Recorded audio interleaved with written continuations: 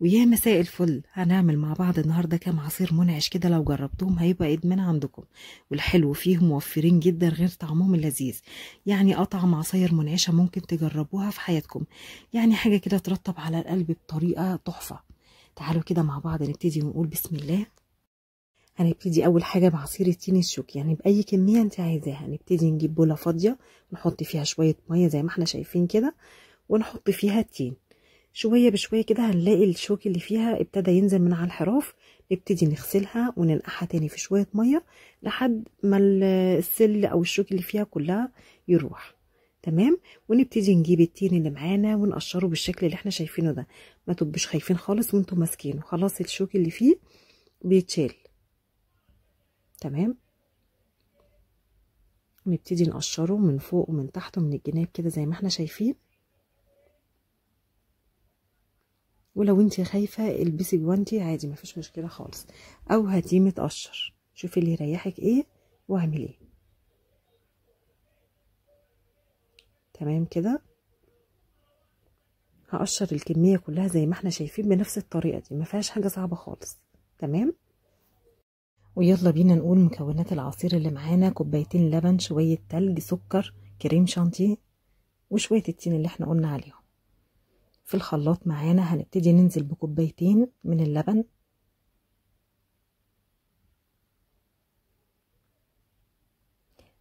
شوية التلج، حوالي 3 معالق سكر، عايزة ازيد عايزة اقل انتي وراحتك، بس 3 معالق مظبوطين جدا. و3 معالق كريم شانتيه. الكريم شانتيه اللي معانا خام. لو الكريم شانتيه اللي عندك محلى ابتدي استغني عن السكر عشان ما يبقاش مسكر عليكي قوي. تمام. وده التين معانا اللي احنا قشرناه مع بعض، هنبتدي ننزل بيه في الخلاط زي ما احنا شايفين كده. كده نزلنا الكمية كلها مع بعض. يلا بينا نقفل الخلاط معانا ونبتدي نشغله واحدة واحدة كده. يبتدي اللون بتاعه يتغير ويبقى باللون ده. لونه تحفة، ريحته تحفة، طعمه أحلى وأحلى وأحلى. تعالوا كده نشوف القوام بتاعه عامل ازاي بعد ما ضربناه. ده كده بيكون قوامه، لا بيبقى تقيل ولا بيبقى خفيف، ده بيكون شكله هو بس الوش بس من عليه. هصفيه وهيبان القوام بتاعه. وده كده البذر معانا، زي ما احنا عارفين ان التين الشوكي كله بذر. تمام. عشان كده احنا بنصفيه. نبتدي نجيب بولة فاضية وعليها مصفى زي ما احنا شايفين كده، ويلا بينا نصفي العصير مع بعض. ابتدي بالمعلقة كده قلبيه لحد ما ينزل العصير كله، وفي الاخر خالص هتلاقي البذر بتاع العصير او بتاع التين الشوكي زي ما احنا شايفين كده بيبتدي يوضح معانا. ده بيكون شكله. طبعا احنا بنتخلص منه، ملوش لازمة خالص. وده كده شكل العصير معانا زي ما احنا شايفينه، قوامه تحفة وريحته تحفة.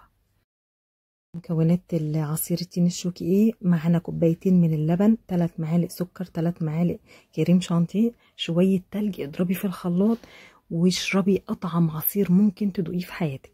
حاجة كده هادية، حاجة صحية قوي بدون مواد حافظة، حاجة تحفة. ايه رأيكم في شكله؟ حتى لونه حلو، سبحان الله. جربوه مش هتندموا، حاجة كده تحفة بجد. تعالوا يلا بينا نعمل تاني مشروب معانا، وهو عصير التين البرشوم. ده بيبقى شكله غير طعمه الحكاية. بيبقى مكوناته عبارة عن ايه؟ ده اللي هنقوله مع بعض. معانا كوبايتين لبن،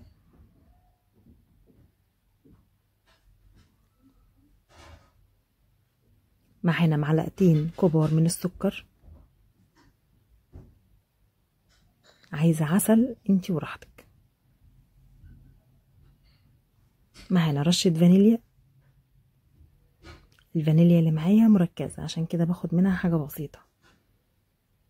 ومعانا التين زي ما احنا شايفينه كده، غسلينه زي الفل. عايزة تقطعيه تمام، عايزة تنزليه زي ما انا هعمل كده نزليه، هو كده كده طري، يعني مش هتبقى حاجة جامدة علينا. يلا بينا نشغل الخلاط معانا ونضرب العصير زي ما احنا شايفين كده. الحلو في العصير ده لا هيتصفى ولا هيحصل له اي حاجة، زي ما هنضربه زي ما هنصبه على طول في الكاسات. انا عارفة ان هو ممكن يبقى جديد عليكم بس طعمه تحفة. حابين لو مكان الفانيليا ممكن تحطي رشة قرفة، يعني ده اختياري اللي انت عايزاه. ونبتدي نصبه في الكوبايات كده، ويطلع معانا اجمل عصير صيفي منعش بطريقة تحفة. حاجة كده تحسي انك نفسك تشربي منها تاني، كل ما تخلص تحسي ان انت نفسك تجيبي تاني وتشربي. حاجة كده خفيفة لذيذة، هو والعصير التين الشوكي، حاجتين كده سبحان الله تحفة طبيعية، حاجة جميلة. اتمنى تجربوها، صحة وعافية للي يجربها، ولازم تجربوها لانها طعمها حلو قوي ومختلفة جدا عن اي عصير جربناه في حياتنا. اتمنى تجربوها، وصحة وعافية للي يجربوها، واتمنى اللي لسه ما اشتركش في القناة يشترك ويفعل زر الجرس عشان يوصل لكم كل جديد. وسلام.